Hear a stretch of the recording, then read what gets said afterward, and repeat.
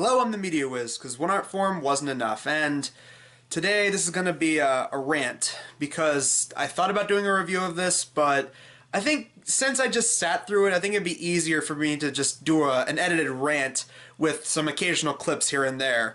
So this is me ranting about rewatching an episode of Mind of Mencia. This was actually suggested by my good buddy Keith. He's the one that requested the Sammy Classic Sonic fan review, the review of Teenage Dirtbag by Wheatus, the Galaxy Art Pony commentary that I did years ago. So yeah, Keith, this is me giving my thoughts on Mind of Mencia. So I watched one episode. It was the second episode of the first season. The website didn't actually have the first episode, so I started with the second. It opens with a skit with Carlos's mom talking about how she doesn't approve of the vulgarities that are featured on the show. And then it starts with less than 10 minutes of stand-up of Carlos talking about adoption and immigration in America. As for this whole stand-up sequence, I noticed this a lot from his stand-up on the show and his actual stand-ups. He does this thing where not only does he take a joke and he drags it out, you're like, okay, that's a good finishing point on that joke. He keeps it going. But alternately, if something is mildly funny to someone in the audience, he'll immediately yell, and he does this a lot. Talking to a couple in the audience, and he's like, he's to the girl, he's like, would you hook up with Brad Pitt? And then she does this face, she's like, kind of like blushes and covers her face, and he goes, hey, look at her, she's making his face, she's making his face! And then he looks at the guy, it's like, I mean, would you hook up with Angelina Jolie? And he like kind of does the same thing, he's like, look, he make the face! And he does that yelling thing so often, you just want to tell him, stop it. Get some help. And after that, it goes into a skit about making fun of Real Housewives and how the Real Housewives, they're too hot to be Real Housewives, and the gardeners they're having affairs with are too hot to be gardeners. So then he goes and interviews like actual housewives and actual gardeners who are schlubbier. And then the skit ends with the fat guy from Borat playing a gardener, and he talks about how he had sex with Reese Witherspoon, who then shows up and kisses him in front of Carlos, and then Carlos is like, well, damn, I should become a gardener. And it just ends with him gardening and him looking at Reese Witherspoon, and then some like older woman who's like a lot bigger, and he just looks at the camera and goes, and I'm like, okay, that was a joke. And then this episode ends with a whole bit called R.I.P., where a short person dressed up as Gallagher comes out with a mallet, and they start destroying old technology, like a phone with a cord, and a tape cassette, a pager. This is clearly from 2005. This is back when the iPod was considered new.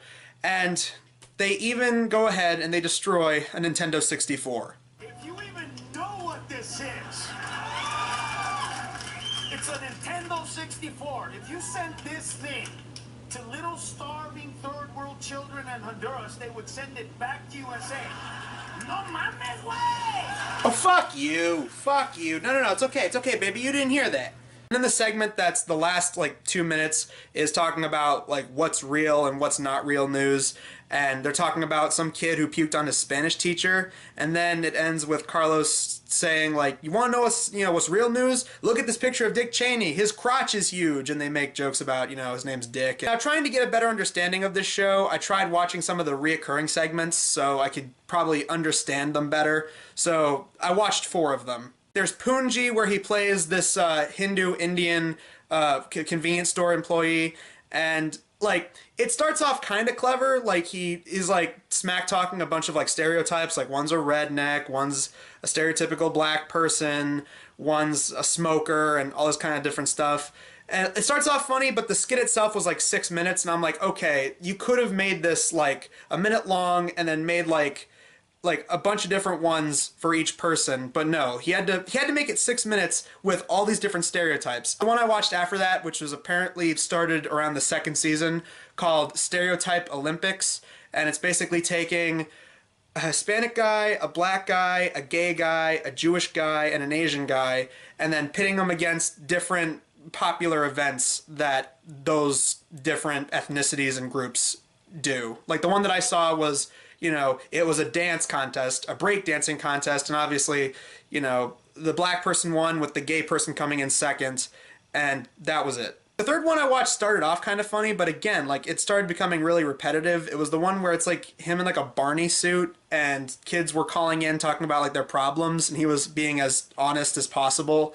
It's like this, like, that's the thing with like a lot of these skits. Like, they're not terrible ideas in concept. It's just the execution of them.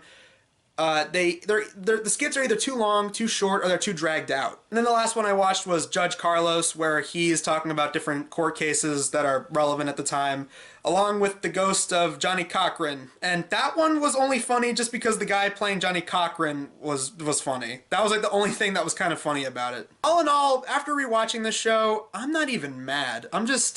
I wasn't laughing. I mean, I was expecting something as painful as like Soul Plane or Jack and Jill, but really, after watching this, I'm like, you know, it's just kind of the same thing as I Had Jimmy's Head. It's like, it existed, but, you know, after rewatching it, I'm not angry. It's not like Pope Town or The Slim Shady Show or Brothers Grunt, where I was like, what the hell is this? I'm like, well, this was a thing that existed for 4 years and then went away. Is it as good as other shows that Comedy Central had back then? Like, I mean, the show it reminded me of the most was The Chappelle Show, which I absolutely love The Chappelle Show. That's like one of the funniest shows of all time, because Dave Chappelle is a comedy genius. There's funny ideas, but they're not paid off well. And like I said, the jokes are dragged on, or they're too short, or they're too long. And really, that's about it. Is it a bad show? Yeah. Am I furious? Not really. Which is kind of surprising, because everyone said this was like one of the worst shows ever made. And it's bad, but again, compared to other shows I sat through, this one wasn't as bad. It just kind of falls into the mediocre pile that, you know, Out of Jimmy's Head was in. So those are my thoughts on the show. Tune in next time, where I'm going to be doing a movie review. I'm going to be looking at Shark Boy and Lava Girl. Hopefully that's able to stay on YouTube, because copyright. I mean, the Spy Kids 4 one's still around, but it's blocked in some countries, so we'll see if that one has to go to the second channel or the Facebook page. Until then, I'm the Media Wiz, because One Art Forum wasn't enough.